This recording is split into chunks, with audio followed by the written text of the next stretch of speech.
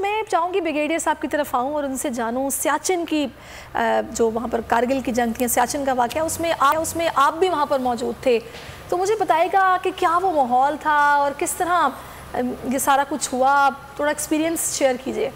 इसमें सैरिश जो सियाचिन की और 80 ब्रिगेड मैंने असोर सेक्टर में, कारगिल सेक्टर में यूनिट कमांड की है। लाइफ यू कांट इमेजिन कि वहाँ का क्या लाइफ है। Believe me, if you haven't gone it you can't imagine कि मैं I went in September 12 NL command करने के लिए, और अक्टूबर में बर्फ़ पड़नी शुरू हो जाती है, और जो हमारे ट्रूप्स जुलाई में पोस्टों पर चढ़ते हैं वो नेक्स्ट ईयर जुलाई में उतरते हैं। पूरा आप साल इमेजिन करो, तकरीबन 10 महीने, क्योंकि जब बर्फ़ मेल्ट होगी तो उसके बाद they will come down, otherwise रास्ते ब्लॉक हो जाते हैं और इट्स ऑल स्नो बाउंड।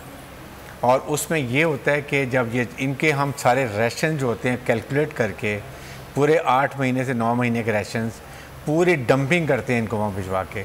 और आप हैरान हो के यहाँ खारियाँ से, जेलम से ये गुजर बिरादरी अपने म्यूल्स लेके जाते हैं, पूरी डंपिंग करते हैं। अच्छा। और उसके बाद ये वापस आते हैं, और उसके बाद वहाँ पर -20 से 30 टेम्परेचर होता है। और उसके बाद सेकंड ये है कि अगर कोई बीमार हो जाए तो उसको हमने लिख के दी होती है दवाई कि ये पेट की दर्द की दवाई है, ये अगर स्टमक ख़राब है, बुखार हो गया तो ये खानी है। इट्स ओनली सोलर पे, अगर मौसम अच्छा हो तो वायरलेस पे बात हो जाती है। खाना भी मखसूस ही होता होगा कि वो खाना बनाते हैं, उनको हम दे देते हैं, लेकिन वो बना सकते हैं, लेकिन बर्फ़ पिघला के हम इनको कैरोसिल ऑयल देते हैं, डंपिंग कराते हैं, वो जलाते हैं, स्टोव जलाते हैं, और दे कांट गेट आउट। अगर उन्होंने बाहर निकलना है तो रोप पकड़ के निकलते हैं, because otherwise they will slip down. इसके साथ फिर मूवमेंट हमारी जो होती है ना, डे टाइम नहीं होती है, रात को मूवमेंट होती है, इसलिए कि रात को माइनस ज़्यादा टेम्परेचर होता है, स्नो मेल्ट नहीं होती है और एवलॉन्च नहीं आ सकती, इसलिए वो रात को ट्रैवल, डे टाइम सूरज निकलता है, एवलॉन्च आती है, इसलिए वो लाइफ है वो तो डिफ़िकल्ट है ही। लेकिन उसके साथ एक और बड़ी बात ये है कि देखिए ना कि मतलब कितनी कुर्बानी है कि पीछे फैमिली के साल में है टोटली, मतलब अब यहाँ तो कॉल पे बात भी कर लेते हैं, आप किसी से कनेक्शन में भी नहीं। हेलीकॉप्टर महीने में एक दफ़ा आता है, पूरे महीने के अखबार, डाक, सब चीज़ें उसमें आती हैं। और उसके बाद सेकंड ये जो वॉर की बात है, कैप्टन कर्नल शेर जो निशान हैदर हैं, ही was such a brave officer, the way he fought. Indian army के जो कमांडर थे वो देख रहे थे ये ऑफिसर कैसे लड़ रहा था, और जब शहादत हुई तो उन्होंने इनकी पॉकेट में एक नोट डाला कि we have seen this officer, he was such a brave officer, he was a lion, and we feel and recommend कि Pakistan military should give him some, इसको रिकग्नाइज करें, and based on that of course he got Nishan Haider. तो ये unit, और इतनी unit tufts हैं, आप यकीन करें वहाँ पर माइनस टेम्परेचर में हम वहाँ पर ना मूवमेंट कर सकते हैं जब बर्फ़बारी होती है, और जब आप जीप पे जा रहे हैं तो यू डोंट नो कि यू विल कम बैक और नॉट, इतना डिफ़िकल्ट एरिया है। और एवलांच अगर आ जाती है, उसमें ट्रुप्स उसमें फंस गए, तो अगर वो लेट से अक्टूबर में वो भरी हुए बर्फ़ के अंदर दब गए हैं, तो अगले साल जब बर्फ़ मेल्ट होगी तो उनको निकाला जाएगा, and they are just like frozen chickens. फिर उनकी बॉडीज़ को स्ट्रेट करके गर्म पानी से फिर उनको घरों में भेजा सकता है। Life is very tough for there, और जो लोग रहे नहीं हैं, they can't imagine the life they have to go through. But Allah Taala ने इंसान को इतना रोबस्ट बनाया है, इतना अडेप्टेबल बनाया है कि जाके एक महीने के यू आर, आप बिल्कुल नॉर्मल हो जाते हैं।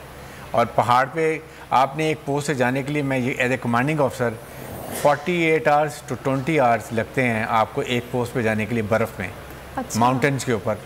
You can imagine how the tough life is. बिल्कुल, दिस इज़ रियली टफ, और वाकई ये बड़ी बात है। लेकिन ये आप लोगों की ट्रेनिंग है कि आप लोगों को सिखाया जाता है कि आपने हर तरह के माहौल में किस तरह एडजस्ट करना है, और ज़ाहिर है आपकी ड्यूटी, आपका फ़र्ज़ है, आपको सर्व करना है, तो आपको ये करना तो पड़ेगा।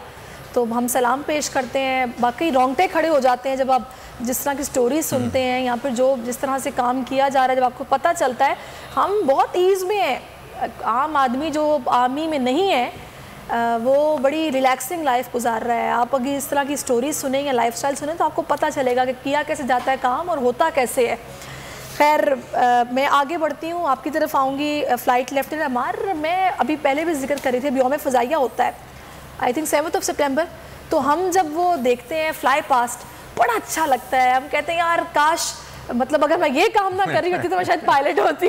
लेकिन मुझे नहीं लगता ये इतना आसान होगा कि वो जिस तरह आप लोग, मतलब बाकायदा रंग नज़र आते हैं आसमान में मुख्तलिफ, और क्या ज़बरदस्त जज्बा होता है जब वो जहाज एक दूसरे को पलटते हैं और आगे पीछे, मतलब कि किस तरह की, कौन से पायलट्स कर सकते हैं, कौन से लेवल पे जाके कर सकते हैं, और इसकी ट्रेनिंग होती है क्या बाकायदा? इसकी एक्चुअली स्पेसिफिकली ट्रेनिंग होती है, और जो भी एयर फोर्सेस हैं थ्रू आउट द वर्ल्ड, उनमें स्पेसिफिक स्क्वाड्रंस और स्पेसिफिक सिलेक्टेड पायलट्स होते हैं जो कि ये एरोबैटिक्स और ये फ्लाई पास कर रहे होते हैं। लेकिन in Pakistan air force, due to the training standards, all the pilots, all the squadron pilots are equally capable of performing these aerobatics and fly pass.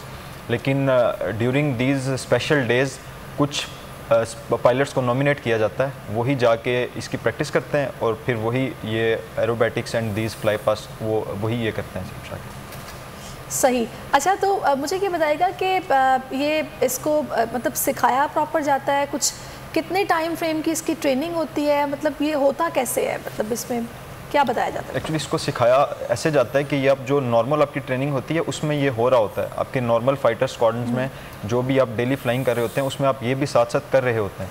इसका ये नहीं है कि आपने कुछ स्पेशल जाके कोर्स करना होता है, तो आप ये आपकी नॉर्मल रूटीन है कि हम नॉर्मल फ्लाइंग में भी ऐसे कर रहे होते हैं। सही, ज़बरदस्त। सबसे ज़्यादा व्यूज, सबसे ज़्यादा रील्स और सबसे ज़्यादा रेटिंग के साथ बोल अब भी नंबर 1 पोजीशन पर बरकरार। सब्सक्राइब करें और बेल दबाएं ताकि कोई खबर रह न जाए।